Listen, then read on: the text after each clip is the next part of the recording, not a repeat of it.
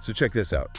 There's this story about a metal sphere found down in Colombia, and almost immediately people start thinking, UFOs. Yeah. It's just one of the things that kind of grabs your attention. It is intriguing, isn't it? How quickly our minds can jump to, well, let's say unconventional explanations when something unusual pops up. Totally.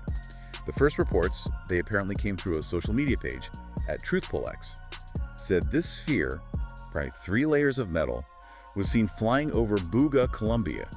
That was March 2nd. And then it was found on the ground shortly after. Exactly. Already a bit weird. But then this researcher, Jose Luis Velasquez, he takes a look and he says something pretty specific. It has no welds or joints. Ah, okay. Yeah. And that's the bit that's really got people talking about it maybe not being, man-made. That observation, assuming it's accurate, it does present a genuine puzzle. Our typical ways of making metal spheres, they usually involve joining pieces. Welding, bolting, something. Right. No seams, nothing visible like that. It definitely gets you thinking. Now let's bring in another voice here, Julia Mossbridge. She's with the Institute for Love and Time, TLT, and also the University of San Diego Physics Department. Okay, so a scientific perspective. Yeah, and her first reaction was, well, a bit more down to earth. It's always wise to start with a healthy dose of skepticism with these things. Absolutely. She apparently said, and this made me chuckle a bit, it looks to me like a really cool art project. Huh. Okay, so a very different initial take. Right off the bat. So she's saying, hey, let's not jump straight to ET. And really, that's what we want to do in this deep dive, isn't it? Look at the facts, consider these different viewpoints, and maybe figure out what this tells us about how we deal with, well, the unknown. Precisely. It's about finding that balance between acknowledging a real mystery, if there is one, and our own tendency to maybe seek out extraordinary answers too quickly. Let's just quickly circle back to that initial sighting report. Seen flying before it was found. Even if it's just from social media, that adds the layer, doesn't it? It does add intrigue, certainly, but eyewitness accounts, especially secondhand like this, well, they need careful handling. Perception is tricky, and without more evidence, it's essentially anecdotal at this stage. That's a fair point. So, okay, Velasquez, the researcher, his point about no welds or joints, that really seems to be the crux of the non-human argument. It just goes against how we normally think about metal objects. It does. If a metal sphere truly lacks those signs of construction, it could mean a manufacturing process we just don't recognize, or perhaps even a material that behaves differently. It forces us to consider, a wider range of possibilities, both mundane and maybe less mundane. It really does. Makes you think about manufacturing, material science, all that. So let's pivot back to Julia Mossbridge. Her idea that it could be art. What's the thinking there? Is it just the simplest explanation? Well, it likely comes down to Occam's razor, or the principle of parsimony. The idea that all else being equal, the simplest explanation is often the best starting point. An extraterrestrial object involves, well, a huge number of assumptions and unknowns. A human artist creating something unusual. That's something we know happens relatively frequently, so statistically, it's a more probable starting hypothesis. That makes sense. Keep it simple unless the evidence forces you elsewhere. And she also kind of frames this whole thing, this discovery, as maybe part of a bigger shift, where we as humans are maybe realizing our understanding isn't complete.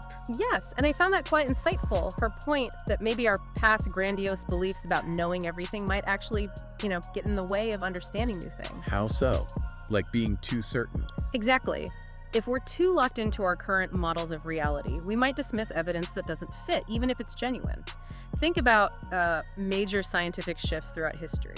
Often the new ideas seemed ridiculous at first because they challenged the established view. It's like wearing blinders built from our own assumptions. And that art analogy she uses is interesting too. The idea that even if it is art, maybe it comes from that same human place looking up at the sky or into the oceans and feeling like there's, like something going on that's essentially bigger than us.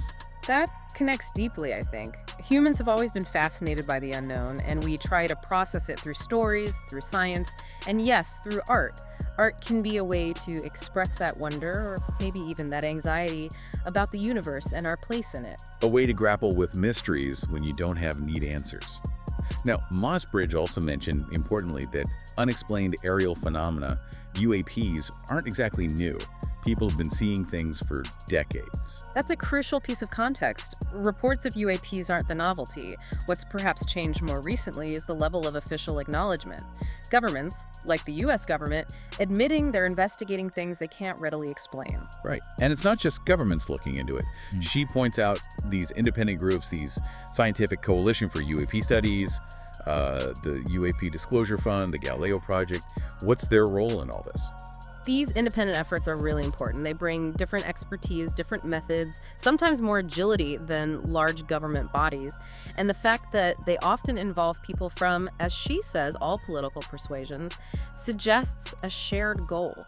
Finding objective data, trying to understand what's going on without a specific agenda. They can complement official work or even push it forward. And the international angle of this sphere in Colombia, Mossbridge raises that question. What are the rules? If something potentially significant is found in one country, how does the world deal with that? That's a fascinating and frankly unresolved question. If an object were confirmed as, say, non-human technology, it would trigger huge legal and diplomatic issues. Who owns it? Who gets to study it? Are there safety concerns? We don't really have international protocols for that scenario. Yeah, uncharted territory, legally speaking. Now, Mossbridge really emphasizes the need for proper vetting. She specifically suggests groups like the Galileo Project. Why them in particular? Well, the Galileo Project, led by Avi Loeb at Harvard, has a very specific mission: to use dedicated, high-quality scientific instruments to actively search for and analyze UAPs. Their focus is purely on rigorous, transparent scientific investigation. Okay. So bringing an object like this sphere to them, or a similar group, means subjecting it to serious, unbiased analysis. Is the material unusual? Is the construction method truly inexplicable by known human means? They aim to provide data-driven answers to see if it really is clearly non-human made. Getting it under a proper scientific microscope, basically, to see if the extraordinary claims hold up. And it's really important, like you said earlier about skepticism, to remember what Mossbridge also says. Just because she's cautious about this sphere, maybe thinks it's art. It doesn't mean she's dismissing all other UAP reports out of hand. Exactly. She's not saying nothing is out there, just let's be careful with this specific object. That nuance is absolutely critical. It's about evidence-based assessment for each individual case, while keeping an open mind about the broader phenomenon. Okay, so let's kind of pull this together. We've got this metal sphere in Colombia, reportedly seen flying first. A researcher, Velasquez, highlights the lack of welds, suggesting maybe it's not from around here. Then you have Julia Mossbridge offering that counterpoint: could it be art? While also placing it in the bigger picture of UAP research and our struggle to understand things beyond our current knowledge. And stressing the need for rigorous scientific investigation by groups equipped to do it. And underlying all of this is that ongoing human effort, isn't it? Trying to make sense of things that right now sit just outside our comfortable models of the world. Definitely. So the sphere itself, the jury's still very much out. It remains a puzzle, a real point of curiosity. Which leads to maybe a final thought for you listening. As we keep bumping into things, events, phenomena that challenge how we think the world works, what does that reveal about us? Are we leaning more into our curiosity, our willingness to sit with the unknown? Or is our first instinct always to grab for an immediate answer, for a sense of control, even if that answer feels a bit premature?